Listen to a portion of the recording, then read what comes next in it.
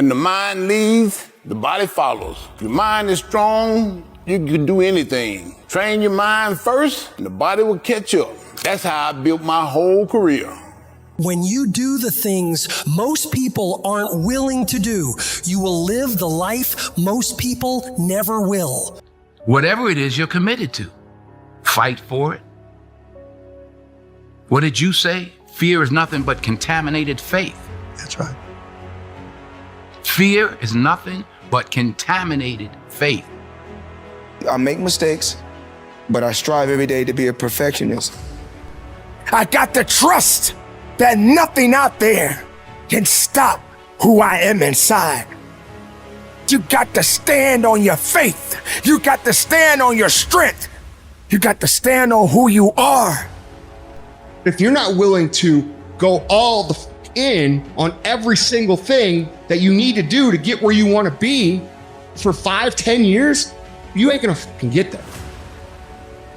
20s are a waste of time. Like, don't even worry about it. Don't try and get it figured out. Like, the point of your 20s is to try 12 different things and fail at 9 of them. But truthfully, in society right now, you talk to so many college kids and they're so depressed at 2021 because they haven't gotten the perfect internship over the summer, and they're not pre-enrolled in the perfect grad program.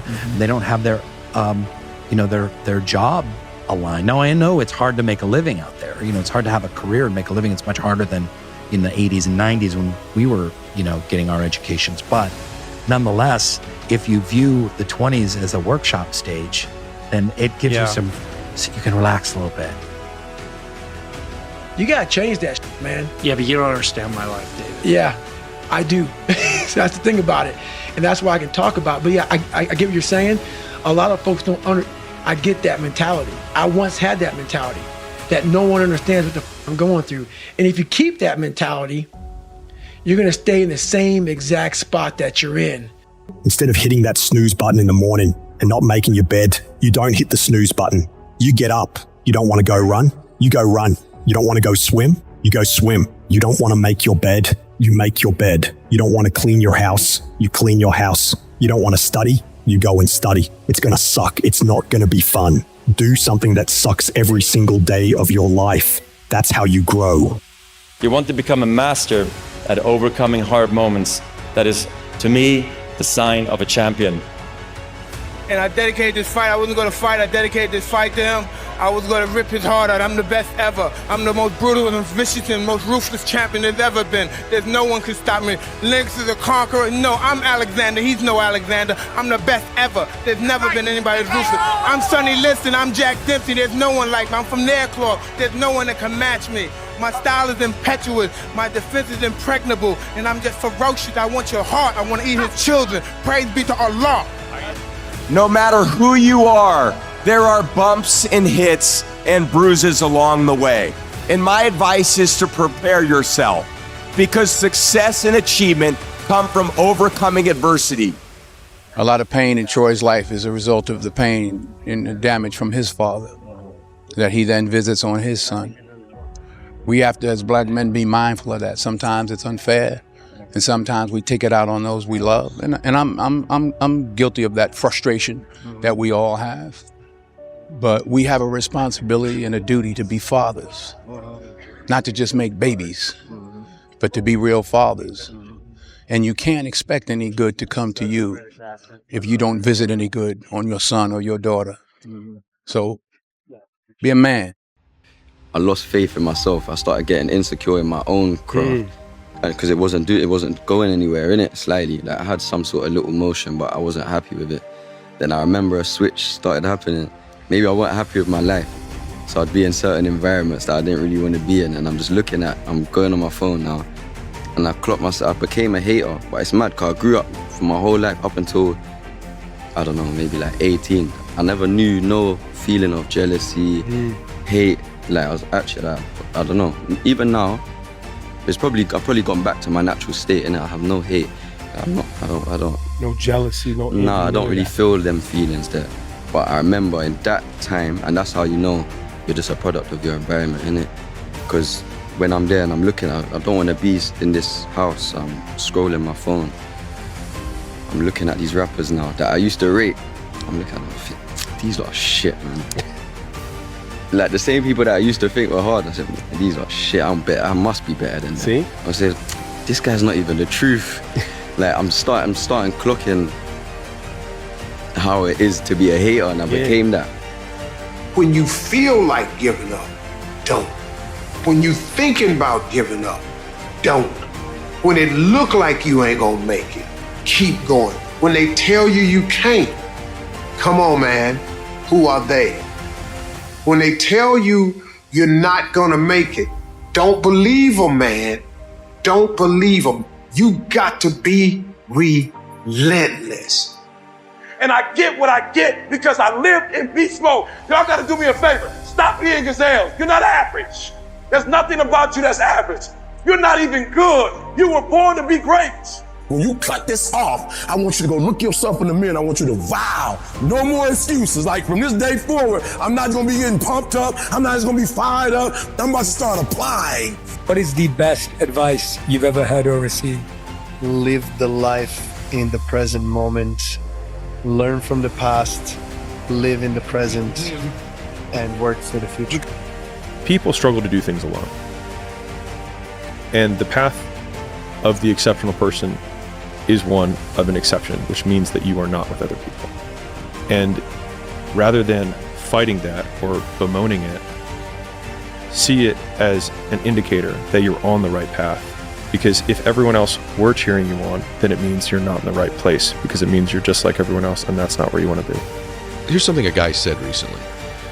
This dude said, there's a moment when every boy realizes no one's coming to save him. And that's when he becomes a man. And some boys never get there and stay children forever. That guy was you that said that. And it's important when we step out of this. Like, this stuff matters because no one's effing coming to save you. Sometimes the will can outdo the skill. And sometimes a fella's will is stronger than the man who's actually better physically, and the determination and weakens the other man just to see him so determined. Often the most dangerous man in the room is the quietest man in the room.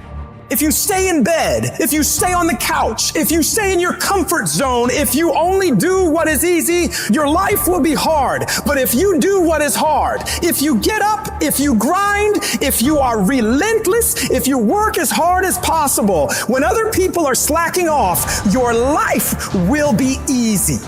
How the fuck are you supposed to have your whole life figured out at 28 years old? Do you know how many people think they're supposed to have their life figured out at 18, 22, and 30? When the parents that are putting pressure on them to figure out their lives don't have their lives figured out? Oh, I like that one. The truth is, whatever game you play in life, sometimes you're going to lose. A point, a match, a season, a job. It's a roller coaster with many ups and downs.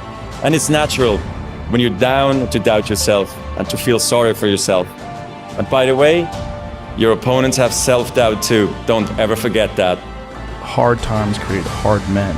Hard men create soft times. Soft times create soft men. Soft men create hard times. We are now around soft men in hard times.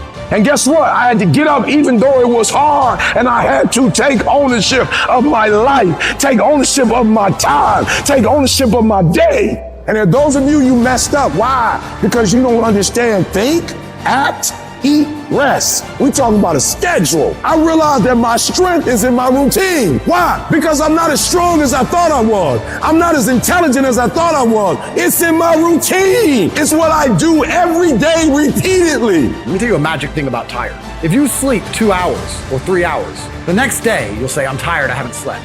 But you don't actually feel that tired. You just know you haven't slept. So you start saying it, and it becomes true. But if you actually stop and go, wait, ninja mind. I slept yesterday as normal. Am I tired? Not really. And you're fine. It's all in your head and how you frame things. It's all language tricks. Giving your best is enough. And sometimes we lose track of that, you know? And yeah, so for anybody out there, you know, you're enough, man. Who teaches you to be a man? You know, but fame is a monster. You know, and we all have these ladders of battles, roads we have to walk in our given lives. Be you famous or whoever's out there listening, we all have our individual challenges.